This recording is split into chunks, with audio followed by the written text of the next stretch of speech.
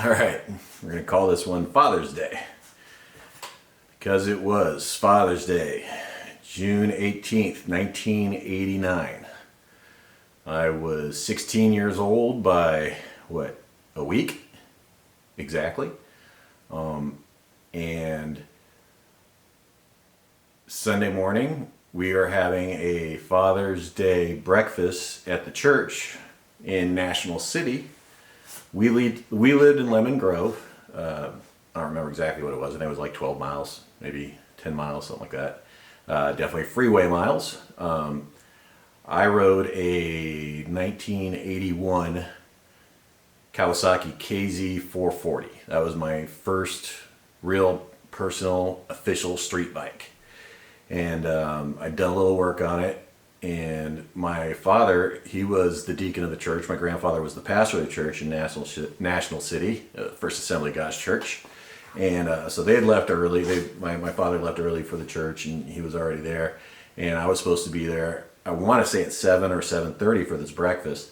And of course, it was Sunday, so that means Saturday I was probably out partying, and I got up late and was running behind. So I rapidly and as quick as I could threw on my double-breasted suit and my wingtip shoes and jumped on my motorcycle and headed straight down the 94 freeway towards the 5 to head south to National City. As I'm heading on the 94, I have my little KZ440 pinned. I am tucked in, and the speedometer went to 85.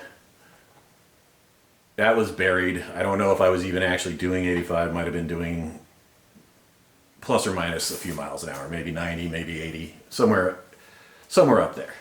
I got real close to, I want to say it was either Federal or the Euclid exit. I can never remember until I'm actually there driving by it. And there's a patch in the road that gives you a little squib like this. And, well, the squib caused a speed wobble in my front end. And so my front end started shaking violently. I'm 16 years old, not a lot of experience on the street, been riding this for about probably 6-8 months on the road. And when I was able to get a permit, 15 and a half or something for a motorcycle.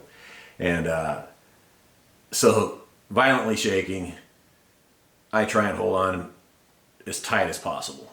This is what you do not do when you go into what is called a speed wobble. When you go into a speed wobble, your only option is to let it wobble and let it even itself out, or to speed up.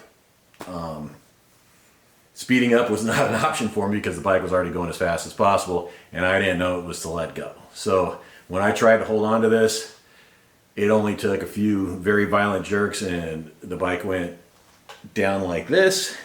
It took me to my right hip, and first my head bounced off of the road in a helmet, Biaffi polyurethane plastic helmet, Italian I think, lightweight, not real expensive.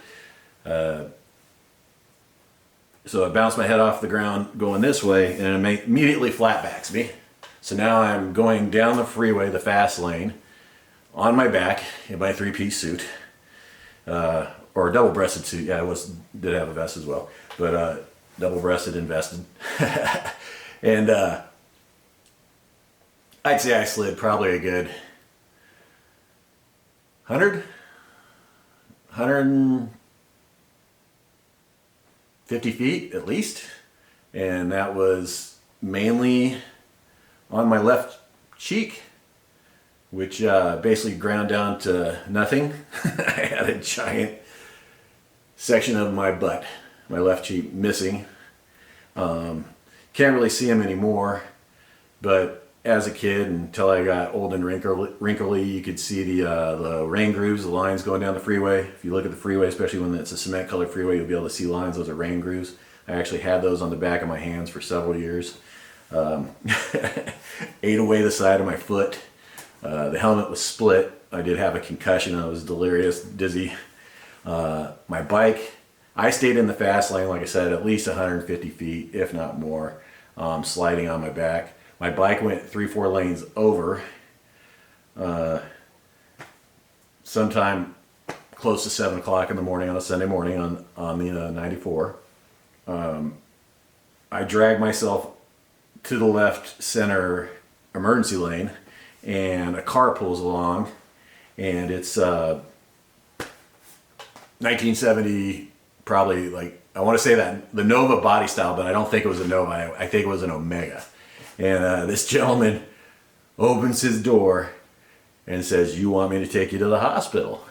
And I immediately said, "No, I want you to take me to the church." And he said, "Are you dying?" And I'm like, "No, I'm late, and I'm going to get my ass whooped for being late, and especially now that I crashed my motorcycle."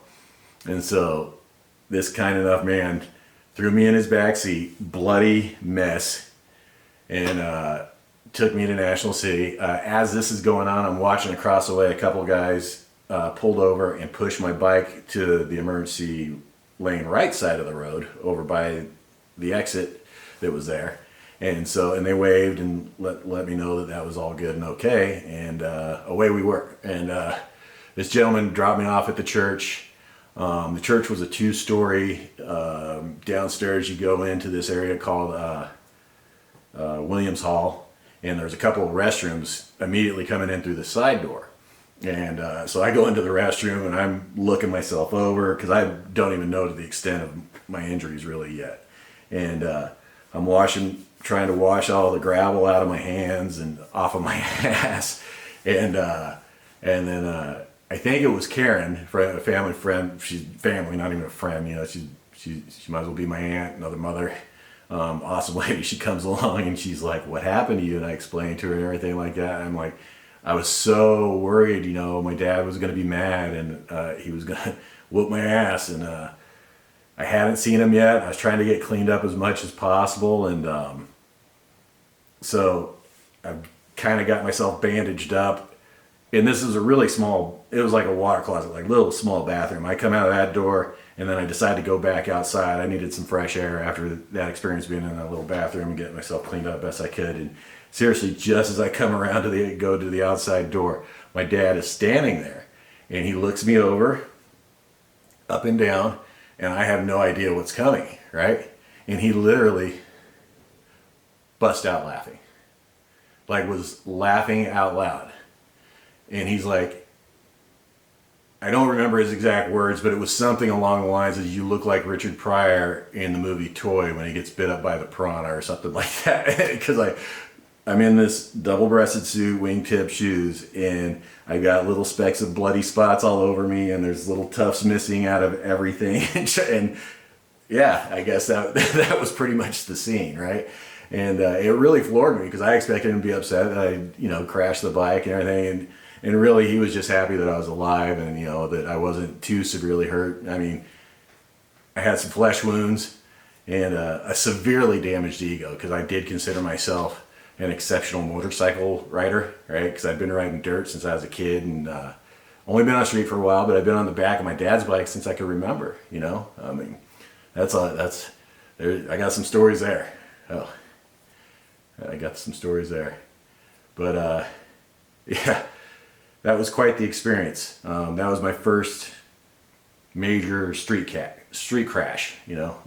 Another time I'm lucky to be alive. I'm lucky it wasn't far worse than what it was.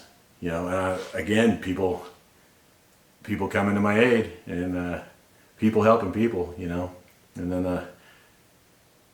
my dad making fun of me all at the end of it. Till next time. Peace, y'all.